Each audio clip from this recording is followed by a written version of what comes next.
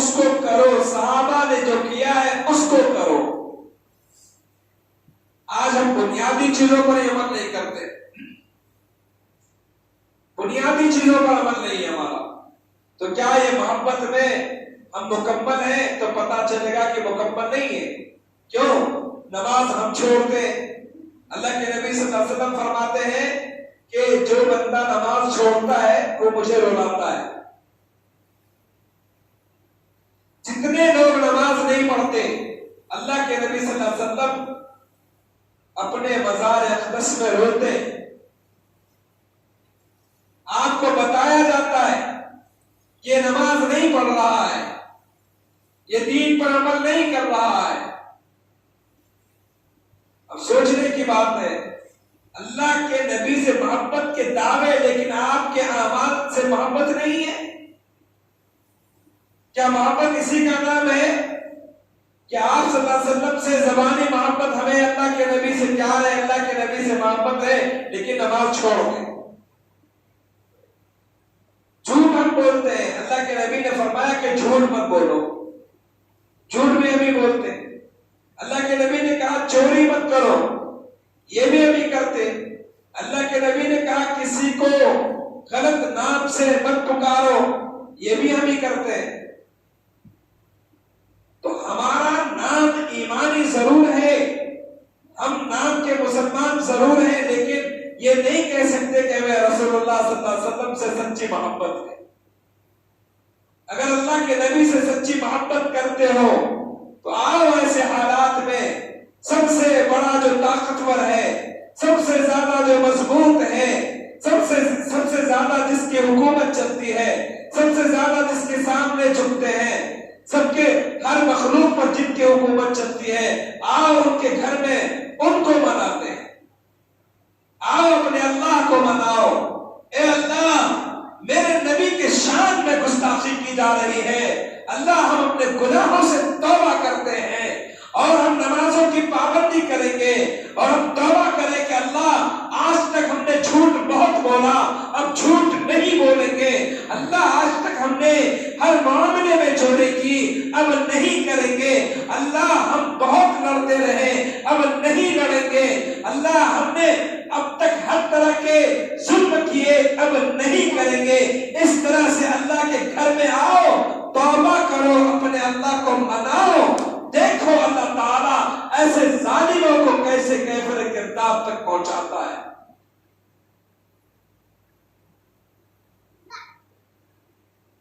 اکابرین کہتے ہیں، فرماتے ہیں، ایک ایمان والے کے چہرے پر اتنا روب ہو کہ دیکھنے والے کی پینٹ گیلی ہو جائے، ان سے لڑنے کی ضرورت نہ پڑے۔ آپ کو کوئی دھمکاتا ہے، کوئی چیلنج کرتا ہے، آپ کے چہرے کو دیکھنے کے بعد وہ دوبارہ آپ کے سامنے کھڑا نہ ہو، آپ ایسا اللہ والا بنو۔ یہ طاقت ایمان والوں کو کہاں سے آتی ہے؟ یہ طاقت اللہ کو منانے سے آئے گی۔ جب ہم اپنے اللہ کو منائیں گے، اللہ تعالیٰ کے دیے ہوئے احکامات پر عمل کریں گے، تو اللہ تعالیٰ ظالموں کے دل میں خوف پیدا کرے گا۔ آج جو ہمیں ڈراتے ہیں، آج جو ہمیں مارنے کی بات کرتے ہیں، میرے بھائیو، مارنے والے ذات اللہ کی ہے۔ جب موت آئے گی مریں گے، جس دن دنیا سے جانا ہے جائیں گے، وہ لکھا ہوا ہے، کوئی کسی کو نہیں مار سکتا۔ مارنے والی ذات صرف اللہ کی ہے، موت کا مالک صرف اللہ ہے۔ ہم اس اللہ کو منائیں، دھمکانے والے خود دنیا سے چلے جائیں گے۔ اسلام کو مٹانے کی کوشش، اسلام کو دبانے کی کوشش، حق کو دبانے کی کوشش، اچھائی کو دبانے کی کوشش، نیک لوگوں کو دبانے کی کوشش آج کی نئی بات نہیں ہے، یہ آقا صلی اللہ علیہ وسلم کے دور سے ہوتے ہوئے آیا ہے، اور یاد رکھو کہ قیامت تک یہ ہوتا رہے گا۔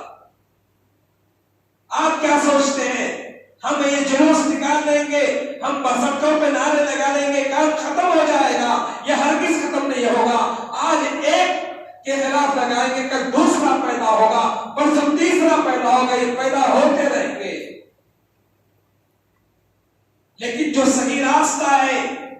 جو صحیح کام ہے وہ ہمیں کرنا ہے. ہمیں کام کیا کرنا ہے؟ اپنے اللہ کو منانا ہے. اللہ تعالی کفر کو برداشت کر سکتا ہے، اللہ تعالیٰ شرک کو برداشت کر سکتا ہے، اللہ بڑے بڑے گناہوں کو برداشت کر سکتا ہے، لیکن ظالم کے ظلم کو برداشت نہیں کرتا. پھر آپ کے دل میں یہ شک پیدا ہو رہا ہوگا کہ مولوی صاحب اللہ کے نبی نے یہ کیا بیان کر دیا؟ آپ تو ظلم اپنے چرم پر ہے، ظالم اپنی طاقت بتلا رہے ہیں، ظالم مکمل قوت کے ساتھ ہمیں نقصان پہنچا رہے ہیں. پھر کہاں گئی وہ بات اللہ کے نبی کی بات سچ ہوتی ہوئی دکھائی نہیں پڑ رہی؟ اعوذ باللہ. تو میرے بھائیوں، مظلوم کب بنیں گے؟ جب ہم دین پر چلیں گے، جب سچے ایمان والے بنیں گے. اللہ نے 313 کی مدد کیا یا نہیں کیا؟ اللہ نے ایک کی مدد کیا یا نہیں کیا؟ پیارے نبی ایک اکیلے کفار مکہ کو جمع کر کے فرماتے ہیں کہ لوگوں اللہ کو ایک مانو اور مجھے رسول اللہ مانو، اللہ کا رسول مانو. اکیلے ہی تو تھے، کوئی ساتھ میں تھا کیا؟ کوئی بھی نہیں تھا.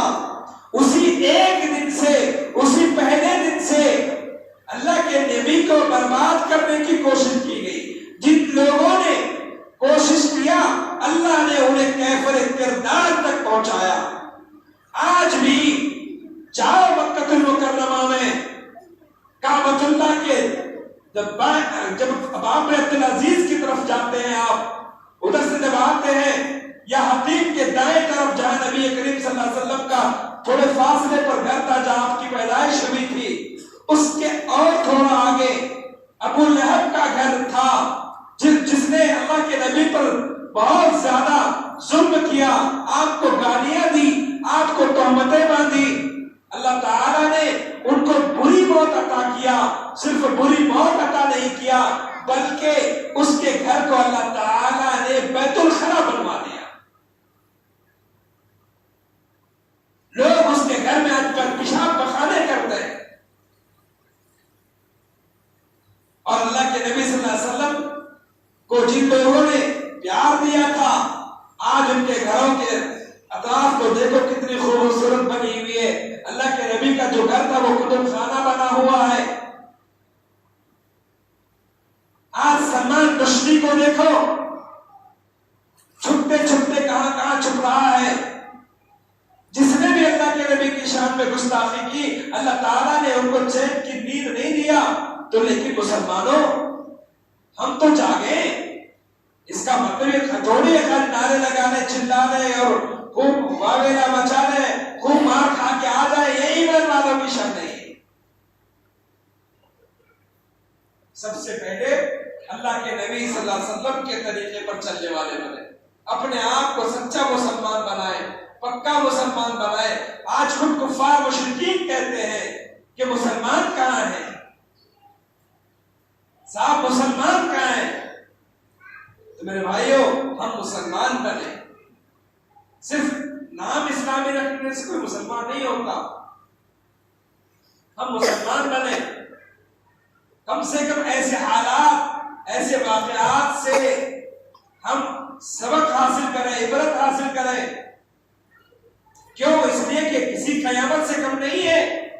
اللہ کے نبی کی شان میں گستاخی کسی قیامت سے کم نہیں ہے. تو کم سے کم ایسے حالات کو دیکھ کر اللہ کا عذاب سمجھ کر اب تو مسجدوں کو آباد کرو، اب تو اپنے گھروں میں بچیوں کو نماز پڑھواؤ، اپنی خواتین سے نماز کی پابندی کے لیے کہو. اب کیا اور کسی عذاب کی تلاش ہے؟ کیا گھروں کو برباد کرنا ہے؟